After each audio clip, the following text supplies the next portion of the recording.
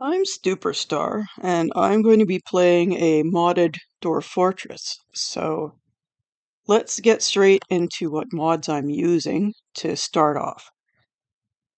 I started with basic interface mods and a few quality of life additions. One of the biggest ones for me is this military uniforms, which allows you to make military cloaks and hoods. Because one of my biggest frustrations playing the game unmodded was the civilian dwarfs stealing military assigned clothing and then the military being unable to equip anything. So these two mods for the boots and the gauntlets also fix other equipping issues with dwarves. And then I got a few things like this allows an elven trade um, guy. And, like this is to help with my livestock explosions. This is just nice to be able to like burn, you know, bits of body parts and dead goblins and things. This lets you burn old furniture and used tattered clothing and all that kind of stuff. Then I added a few more things like uh, mineable fertilizers. There's not a ton of them on the map, so it's not too unbalanced. And this, being able to grind shells and bones into flux is good if you're on a map with no flux. I like to prepare for those kind of eventualities. This one lets you designate specific things like, tables or doors or whatever for encrusting with gems. This is probably the biggest mod I'm running right now. It's a huge agriculture overhaul, which I'll explain more as I get into the game. This lets you make beds that have metal or stone bed frames. This lets you make candles with wax, which, makes wax way more useful than just being able to make really stupid crafts with them. And it lets you make candles specifically for altars, which is kind of cool. This one adds more ceramics, glazes, and types of clay that you can make yourself. Different colors, stained glass. Also adds, different colors of glass. So you can make stained glass windows or you can make colored glass blocks. I like having a colorful fort. And it is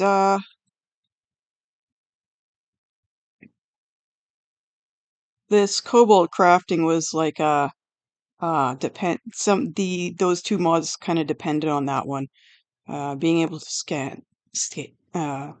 tan scales, make yourself a dragon leather coat. And this is similar to that mod that where leather scales up by the size of the creature. This is just like a upgraded implementation of the old version. Yeah, that's the old version. Uh, this lets you, as it says, recycle glass. Um, that's just an add-on for the agriculture one, as well as this lets you plant trees. That one I'm not actually loading. This one I'm not actually loading just because, I mean, it looks cool, but I actually kind of prefer just the simple knowing what kind of stone something is by its shape. As it has specific shape for ores and coals and all that, that it's just easy at a glance to know, for you to know what that stone is used for. Whereas this, it's like, I mean, it's cool, but nah. And, there's more UI improvements like being able to see through your designations, stuff like that. And the other thing I am doing with this game is I am going to be using my own custom maps made with these Perfect World program. Now what this does is, you import your WorldGen file and then you export it again with like a new profile. I've already worked on some. So this one, the profile I made in here is now baked in. This is what it looks like. It gives you a nice idea of the land mass and kind of an estimate of where stuff is going to be. But my map's not actually going to look exactly like this because there's a big factor that's going to make a difference, which is erosion. I have doubled the erosion cycle so that I can get deeper, wider rivers. And the rivers on this are kind of nuts. I mean, pre-erosion is basically 800 is the highest you can go. And I left the post-erosion river count at a pretty large number too. As well as this is clicked to like off to periodically erode extremes. And that way I get really high jagged cliffs.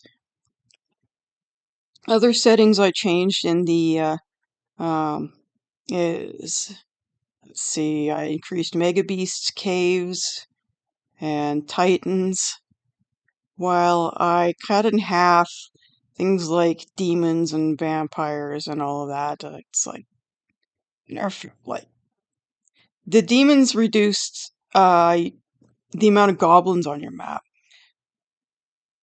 And yeah, like they pretty much, it's the same with the necromancer types. Actually, the number of secret types um, that really only apply to how many really powerful necromancers you get. And I think it was really originally set at 28, just like the number of demon types. And so you find if you generate a map for a long time, it completely gets taken over by necromancers and goblins. Let's see, good square and evil square counts. I increased that pretty significantly. And mountain peaks I left low because with a highly eroded map, you're just going to get a ton of map rejections because they're all going to get eroded away. But I increased minimum number of volcanoes to 200. And I did some other stuff with the volcanism in the generation parameters, which we have here. I massively increased the X and Y variance in elevation, massively increased it in drainage because that's going to determine where rivers are, and massively increase the variance in volcanism. So that's the goal, is to get rivers butting up against volcanoes so that I can get a volcano waterfall. Then I have increased the mesh size for everything to 16 by 16. That basically just means that you're going to have tiles with sort of that are more diverse with, smaller regions butting up against each other. And for volcanism, I set it all the way up to 32 by 32, which is the maximum. Then we have like the ocean edges, the pole, that kind of stuff. I tend to go for island maps, so it's got 4 ocean edges. And the north and south pole, I'll talk about when I get to the temperature map. The other thing you want to make sure is set for a highly eroded map is you want to increase the levels above ground and between your cave layers. Otherwise, you're going to get really shallow caves. So this kind of forces depth onto your map as your map is getting eroded away. So I've increased these by like 10 each. So it was originally like 15 and 5. That I found is enough. I get about minus 60 Z levels on these eroded maps, rather than the minus 130 that they usually are. The other thing I changed is the cavern openness. So I got the 75 to 100 for openness, and then it's actually like 25. 0 to 25 for the density. That's all those little labyrinthian passages. So I want more open caverns than labyrinthian ones. And then I set cavern water minimum max to 10 and 50 so that I wouldn't have any totally dry caverns that, don't have any mushroom trees in them or anything. And I won't get completely flooded ones. I thought 50% is probably good for what I want. I think I increased the cave minimum maximum size as well as the number of mountain caves. So this is going to increase how many, maybe like kobolds that you get on your map, or you'll have like troglodytes poking their head out from the lower cave levels. And you'll also get more caves connected to one another from one cave to another, which is similar to these, that was 100, maximum mega beast caves, but not quite the same thing. I mean, the caves, the caves down on at the bottom of this could be totally empty. So yeah, those are the general parameters I use. Because this gets kind of crazy, you actually need the perfect world data to kind of constrain it so that you won't just end up with a jumble of chaotic nonsense. So I'll show you how I generated one. I'm just going to take this one that was a less successful map, and I'm going to clear the old perfect world data from it that was baked in and make a new landmass. So, it starts off pretty blank, and then you generate your turbulence field. And yeah, if you want it to be an island, just do this. You can move that around till you get something you like.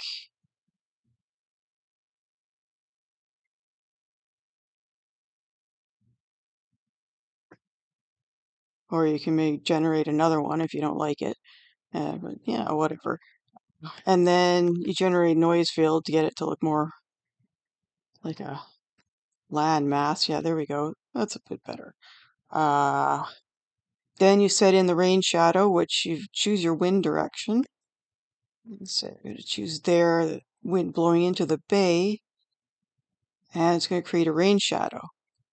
And then you can add some noise to that to kind of, break it up, vary it a bit. You can move the noise map. I'll skip the temperature map for just a moment. The drainage map is going to determine your highlands and lowlands, whether or not you're going to get, like a dry biome or like a swamp or something. But you can play with that with the thresholds. So this percent below hill thresholds, I mean, it's similar to a map. Like I put the percent below forest threshold all the way up to 95 because I wanted more forests. But then I didn't want to completely leave out grassland because then you won't get any humans on your map because, elves are the forest people, humans are the plains people, dwarves are defined as the mountain people, and I like to get a good balance of both. So for the drainage, I set this threshold to be, like the grass threshold, to be just high enough to get enough plains, but I set a little lower just because the more grass you get, or I mean, the drier you get, the more broadleaf forest. So coniferous forest tends to go for the sort of low drainage, and broadleaf forest tends to grow in the high drainage. So you do want plenty of high drainage to get those fruit trees. Then I did something a little odd with the volcanism map, which is this elevation cusp. I set the higher elevation cusp low to kind of exclude volcanoes from the mountains and get them to crowd along the hills more and the outskirts. I set the lower elevation cusp to 0 so that I could get lowland volcanoes, because that is going to improve your chances of getting volcanoes next to rivers. But I left everything like this percent below volcanism at 60, but I put the percent below volcano threshold also at 60 to increase the chances of a volcano shooting up if like there's any volcanism present. And then you generate the savagery map, which is just a gradient. You know, you can get a linear or radial. I like to go for this, you know, you generate your noise field. I tend to like, you get a smoother gradient with this gradient map weight. I set it to about 50% because I like to have a little more variance. And then like you could change the center point. So you might have, you know, I like to have that use this surrounded gradient type so that you got wilderness all on the outskirts, and then you have like the more peaceful biomes on the inside so that you can get plenty of civilizations nudging up against each other. So last thing I'm talking about, temperature map. Now, when I generate this gradient, I went for a South Pole map. Scroll up all the way. There we go. So I wanted it to be mostly warm so that I would get more of that broadleaf forest because it likes warmth. But it does an odd thing with the poles, which is it seems to layer them. So when I set the parameters for a north and a south pole, like originally it was now north and or south, so it could be any. But I liked the way the north and south pole worked with the temperature gradient, because what it ended up doing was you would have, you know, really cold polar south, and then you'd get a scorching hot middle because it's like it's adding the warmth plus the warmth from the equator, and so you get most of your kind of jungle and deserts in the middle, and then as you go up, it just turns into this nice temperate land. Uh, because of the combination of, I guess, this cold North Pole plus the combination of the heat mop, where it's scorching, you just end up with a really nice climate in the north. So this map isn't entirely, as I said, it won't be entirely accurate because it doesn't take that into account. And so what you run when you run the map, you're not sure what you're going to get. So like then you would export this file, and I'm not going to bother to save what I did, but when you go into the okay, so the data structure has changed a bit since the old version of Dwarf Fortress. So it used to be in this data initialization folder, and so that's where that program saves it. So you then have to copy this, your world gen text, into its new place, which is in prefs. And as you can see, I have backed up the original. Um,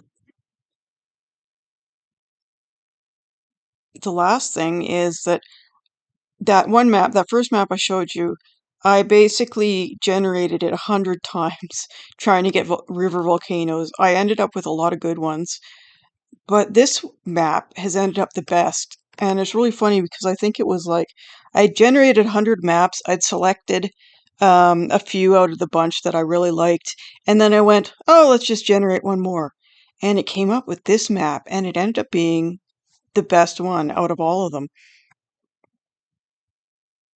So you get the seed from the game log text, and so it has, you know, different seeds. I don't bother with the history name creature seed because when I regenerate these maps, I want those to be different every time. I just want the same land mass. Okay, so let's load up the game.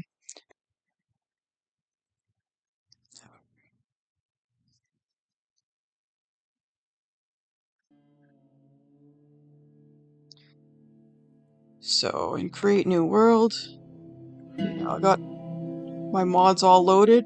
I set them as my default using the DF Hack mod manager, and so I didn't have to check it every time. But we'll go to my map with the seed, and you don't have to change anything because it's already done. Just hit create world.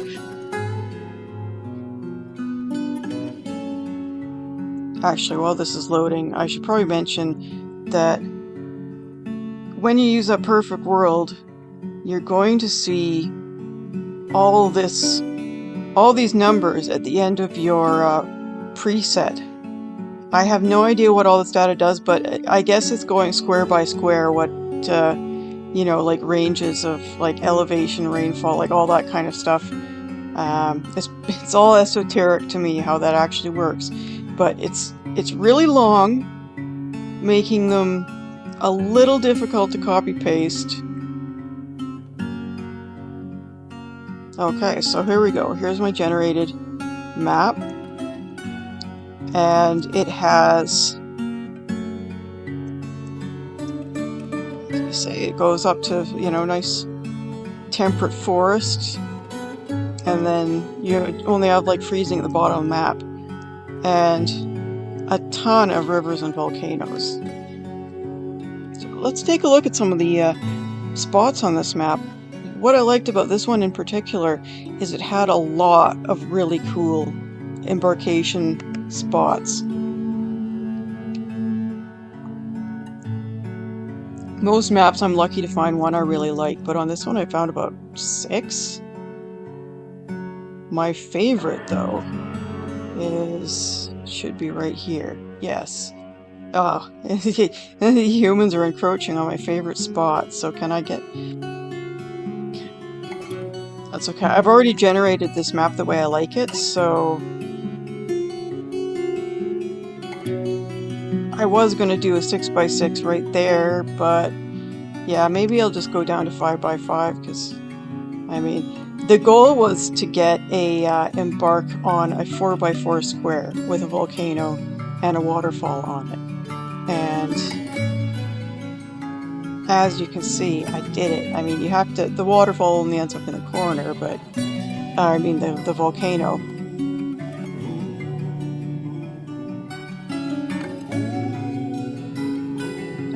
Let's do 5x5, which is right beside the humans. The only problem is, I should show motion, is that this has no flux. It's got no flux, it's got no clay.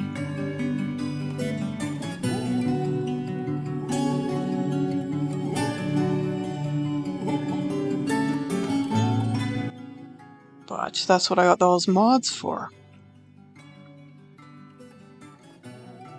If I wanted to play that map, then I would just be reliant on using my leather industry to get flux as well.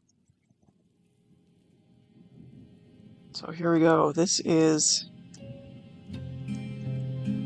the waterfall, and here's the volcano. It's really deep. You could build your entire fort inside this deep volcano. Just, keep casting obsidian one layer on top of the other.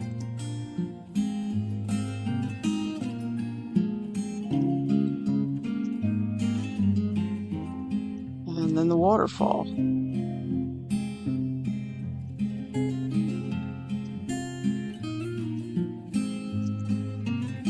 it's not a bad...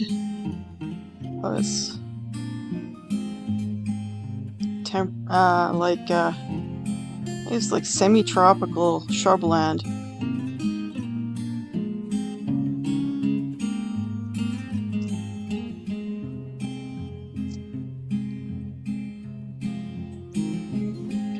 But I'm going to... So this is the one I was using originally. This is the map I'm going to use. It's the same as the one I just generated, except not quite.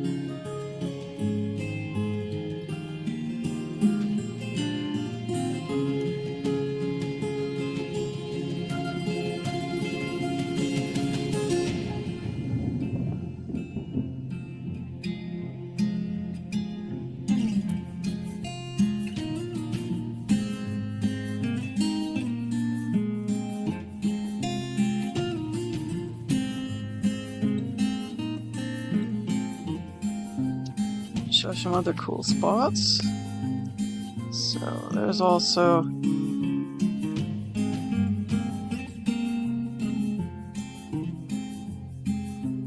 here in the frozen north, I think there's a volcano that, yeah, this was a good one. I'll just show the elevation on this one. Yeah, you got this really high volcano and the brook is in a little valley, and then you got some forest. It's, you know, the cold environment.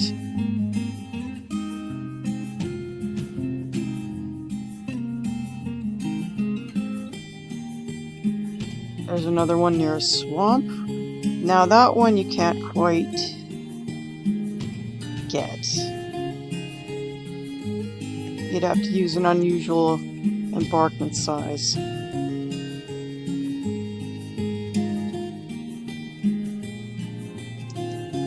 When you have a river running directly over a volcano, it doesn't necessarily guarantee that it's going to be... Now this one's close enough though. Get a river volcano over here. But one thing I always do is check elevation. Now if you have a rectangle like this over top of a river valley, that's a waterfall. So I just want to, I'm going to show this one. I'll do 6x6 for this just to...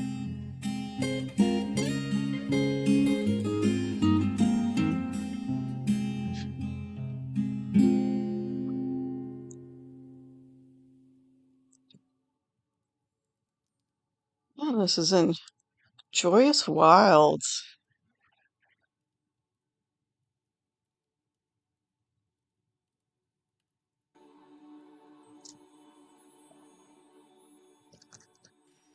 So, I mean, you're not going to get this much of a, you know, bark, but since it's a marshland, you know, it's kind of sparse in feather trees, but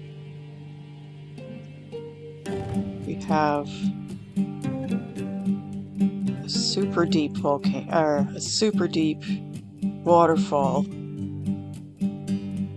And then, I mean, if you'd probably be cutting this off on a 4x4, but look at the size of this river, and it's just like there's like this little cliff until you get over here. Now let's see how many tiles this is.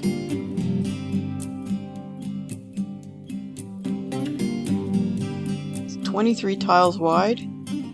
Yeah, I one time generated one that was 32 tiles wide, and I think that one was, yeah, that one was near a volcano as well. A 32 tile river, waterfall and river near a volcano on a different map. And that's unbridgeable because I think the maximum tiles you can do with one bridge is 31. You'd have to use 2 bridges.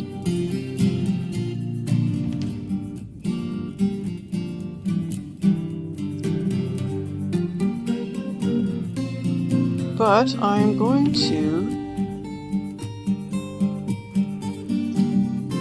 pick a different spot.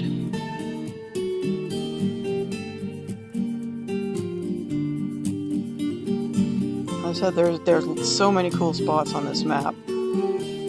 I'm not going to show them all because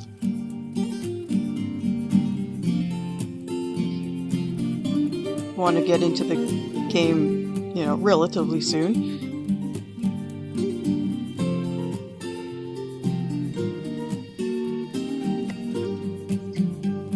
There's another one down here. Yeah, that one's really close to a river. And we got 3 dwarven civs to choose from. Got those ones, and those ones. And it looks like those ones are starting to get infested by goblins. And so I'm gonna go for, yeah. I'm choosing this civilization, and I'm going to embark right here. A volcano beside a lake. But I'm just going to show it off on a 6x6 map before I embark for real.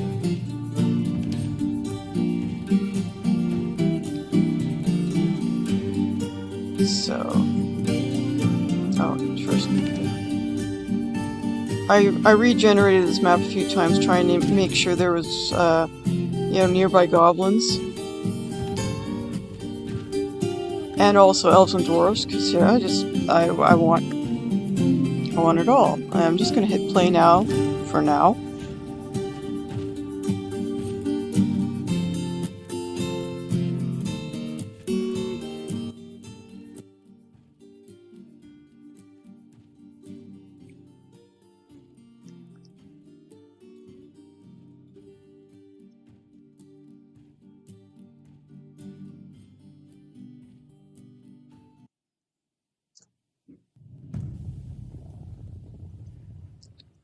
So, here we have the volcano.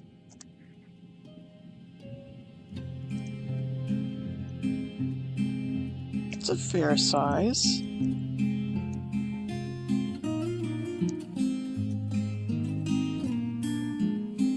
You still have enough room to build a, like maybe cast an obsidian tower coming up from it. When I do embark, I'm probably going to go more to the edge because this land is just kind of a deep, useless chasm. So it'll be more to the side like this. But yeah, then you have a nice, pretty defensible plateau here. Just build some fortifications around it. And maybe carve away all of this, turn it into a sheer cliff. And here, before the lake, it is a sheer cliff. A nice sheer drop for several Z levels straight into the lake.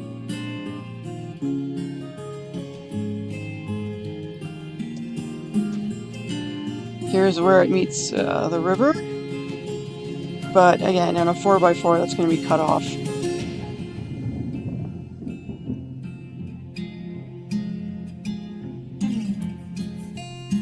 Yeah, on a 4x4, finding a route for the trader is going to be a little work. I mean, preparing for when they have wagons. That's fine. But the other thing the reason why I chose this map is, this map is something special. Because, look at that. That's a limestone boulder. This is, extrusive igneous.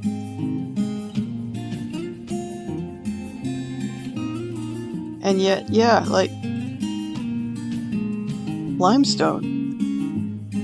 So we've got sedentary layers right butted up against this volcano, as if like this volcano just kind of like bloomed out of a it's sort of like bubbled up and pushed away some of the sedentary rock. And under normal circumstances, you never see that. It was me mucking around with the presets, those mesh sizes and the variants that managed to get this. And even so, none of my other maps have I seen this. The first time I have ever seen it. So what this means is that I have magma and coal. My steel and of course flux. My steel industry is basically, I could get started on it right away. This map has everything. And also, since it's in broadleaf forest, it also has like every kind of fruit tree. It's great. Like, this is basically this nice self-sufficient fort. I think for like the first fort I make on this map, I think that's great. Like I could do like challenge forts later. But yeah, like getting new Yorvan civilization established right in the very beginning is this map is absolutely great. So in the next video, I'm going to re-embark and actually prepare carefully, and then we will get started on digging this out and building a fort.